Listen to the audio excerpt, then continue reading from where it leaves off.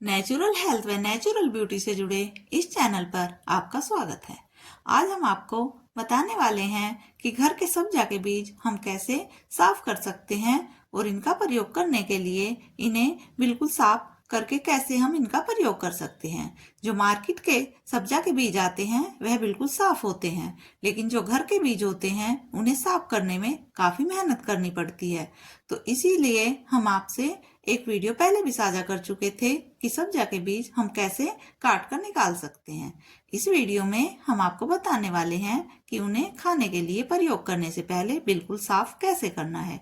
देखिए, सब्जा के ऊपर जो बालियां आ चुकी हैं वह सभी अब गर्मी में पक चुकी हैं। अभी मौसम है, इनका प्रयोग किया जाता है खाने के लिए। तो यह सभी बालियां हमें काट लेनी है। यह 1-2 दिन हम धूप में भी सुखा सकते हैं अगर कुछ नरम लगे। इसके बाद सभी को एक जगह रख के हमें किसी डंडे, लकड़ी आदि की सहायता से चोट मारते हुए इनको धीरे धीरे तोड़ लेना है। इसमें लकड़ी व बीज के ऊपर का जो हिस्सा है छिलके वाला, वह अच्छे से टूट जाता है। इस प्रकार से टूटने के बाद लकड़ियां आदि ऊपर से अलग कर लेते हैं और यह बीज मिला हुआ जो छिलका है वह बच जाता है। इसे साफ करने के लिए हमने ली है एक आटा छानने वाली छलनी। अब इसमें हमें इन्हें डाल लेना है और इन्हें हमें छान लेना है। इसमें जो बारीक बारीक बीज होंगे या कच्चे बीज होंगे और बारीक जो पाउडर बन चुका है लकड़ी का या सब्जा के जो छिलके हैं बीज के ऊपर के, वह सभी नीचे आ जाएंगे और जो खाने वाले बीज हैं वह सभी ऊपर आ जाएंगे। इनमें कुछ अशुद्धियां बच जाती है, तो वह हम पूरी तरीके से कैसे साफ करें, यही सब हम आपको बता रहे हैं। हमने आपको सब्जा से संबंधित व ऐसी ही बहुत सारी छोटी छोटी जानकारियां जो रोजमर्रा के काम की होती हैं इस चैनल पर देते रहते हैं। आप भी अगर जानने समझने के इच्छुक हैं तो हमारे चैनल से जुड़े रहिए, क्योंकि हम रोजमर्रा के काम की ऐसी जानकारियां जो घरेलू स्तर पर बिना केमिकल की जिंदगी जीने के लिए हमारे रोजमर्रा के काम आती हैं, वही सब आपसे साझा करते हैं। नेचुरल हेल्थ हो और नेचुरल ब्यूटी दोनों से जुड़ी जानकारियां हम आपसे साझा करते रहते हैं। देखिए, काले रंग के जो बीज आपको दिखाई दे रहे हैं ऊपर से, यही वह बीज है जिन्हें सब्जा के बीज कहते हैं और इन्हीं का प्रयोग हमें खाने के लिए करना है। जब यह अच्छी प्रकार से छन जाए पाउडर, तब हमें इनका इस्तेमाल साफ करने के लिए दूसरे तरीके से करना है। देखिए, छिलका बच गया है ऊपर और यह काले बीज बच गए हैं।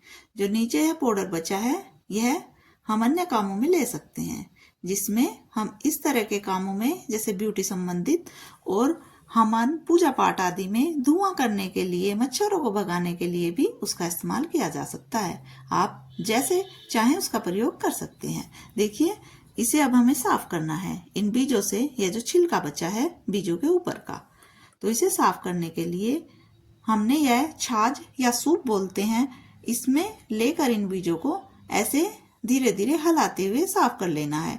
यह जो छिलके वाला हिस्सा है हल्का होता है, सभी आगे आ जाएगा और जो बीज हैं वह पीछे बच जाते हैं। तो इसे हम इस तरीके से डालकर सूप में हिलाते हुए इन्हें साफ कर सकते हैं। ये सभी बीज अब लगभग साफ हो चुके हैं, लेकिन कुछ एक अशुद्धियां अभी भी इनके अंदर बची हुई हैं। जैसे मार्केट के बीज होते हैं बिल्कुल साफ, इतने साफ ये बीज अभी भी नहीं हो पाए हैं। तो इन्हें बिल्कुल साफ करने के लिए आगे हम क्या करने वाले हैं, आइए देखिए। यह सभी जो बीज हैं काले रंग के हैं क्योंकि पक चुके हैं। जो बीज पके नहीं हैं उनका रंग काला नहीं होता, वह थोड़ा मटमैला सा होता है। तो वह सभी इनके साथ भी कुछ बीज मिले हैं, कुछ बीज नीचे पाउडर में आ गए हैं और कुछ इनके साथ मिले हुए हैं।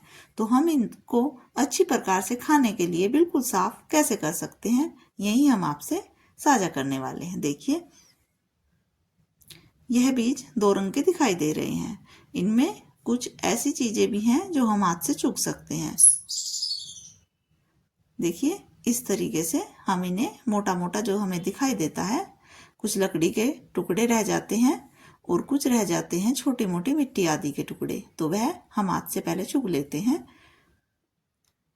और बिल्कुल इन्हें साफ करने के लिए हमें खाने में कैसे प्रयोग करना है, उसके लिए अब आगे हम आपसे साझा करने वाले हैं अगली विधि।